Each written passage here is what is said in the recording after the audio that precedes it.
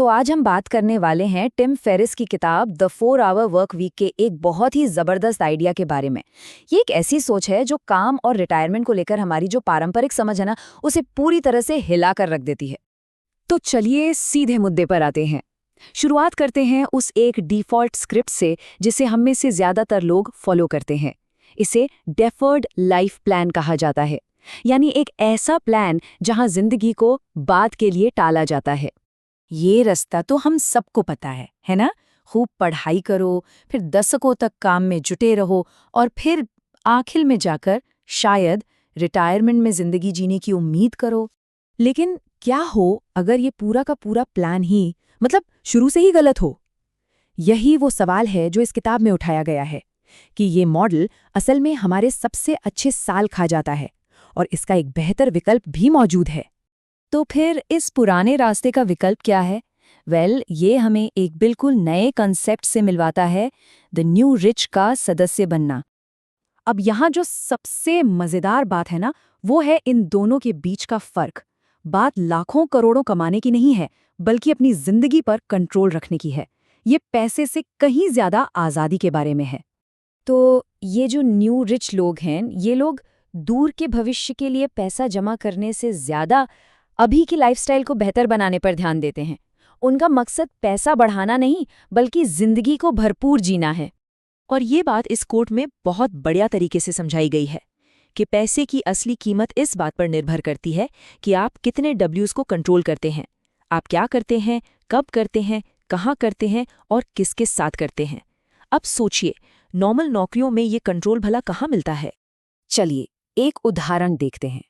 एक तरफ है पर्सन ए जो ज्यादा पैसा कमा रहा है, लेकिन हफ्ते के 80 घंटे काम करता है। दूसरी तरफ है पर्सन बी जो कमा तो कम रहा है, लेकिन उससे सिर्फ 15 घंटे काम करना पड़ता है। तो सवाल ये उठता है कि असल में ज्यादा अमीर कौन है? ये किताब हमें सोचने पर मजबूर करती है कि ज्यादा कीमती क्या है, पैसा या फिर समय। चलिए अब आगे बढ़ते हैं और इस लाइफस्टाइल को पाने के ब्लूप्रिंट को समझते हैं। इसे डील फ्रेमवर्क कहा जाता है। तो DEAL हमें पुराने से नए मॉडल में जाने के लिए 4 स्टेप्स देता है। D है डेफिनेशन, यानी सबसे पहले ये तय करना कि हमें असल में चाहिए क्या। फिर आता है E एलिमिनेशन, यानी उन सारी चीज़ों को हटा देना जो ज़रूरी नहीं है। इसके बाद A ऑटोमेशन, यानी इनकम के ऐसे सिस्टम बनाना जो अपने आप चलते रहें। और आखिर में L लिबरेशन, यानी कहीं से भी काम करने की आज़ादी पाना। लेकिन एक बहुत बड़ी रुकावट है जो लोगों को कोई भी बड़ा बदलाव करने से रोकती है, और वो रुकावट है डर। फेल होने का डर, पैसा डूबने का डर या फिर एक सेफ नौकरी छोड़ने का डर। ये डर हमें रोक देते हैं। लेकिन इनसे निपटने का एक बहुत ही प्रैक्टिकल तरीका है। तो सबसे पहले मन में जो धुंधला सा डर है ना, उसे एकदम साफ साफ लिखिए। सोचिए कि सबसे बुरा क्या हो सकता है। मान लीजिए किसी ने नौकरी छोड़ दी, तो वर्स्ट केस क्या होगा? क्या वो सड़क पर आ जाएगा या उसे बस कुछ महीने अपने घर वालों के साथ रहना पड़ेगा? इसे लिखने से डर कम हो जाता है। दूसरा स्टेप है ये सोचना कि उस सबसे बुरी सिचुएशन को होने से कैसे रोका जा सकता है। नौकरी छोड़ने से पहले कितनी सेविंग्स कर सकते हैं? क्या साइड में कोई छोटा मोटा काम शुरू किया जा सकता है? और तीसरा, अगर सबसे बुरा हो भी गया तो उससे उबरने का क्या प्लान होगा?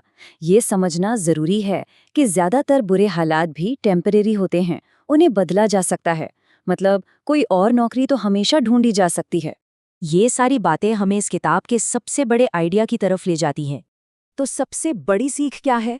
वो ये कि हमें अपनी सोच को उलटना होगा। पहले अपनी जिंदगी को डिजाइन करना है कि हमें जीना कैसे है, और फिर उसके हिसाब से अपना काम बनाना है। काम जिंदगी के लिए है, जिंदगी काम के लिए नहीं। और ये बात इस कोट में बिल्कुल साफ है कि अपनी जिंदगी को बदलने का सबसे सही समय अभी है, रिटायरमेंट के बाद नहीं। किसी दिन करेंगे, ये एक ऐसी बीमारी है जो हमारे सपनों को हमारे साथ ही खत्म कर देगी। और आखिर में ये एक सवाल हमारे लिए है कि हम सब आखिर किसी दिन का इंतजार कर रहे हैं।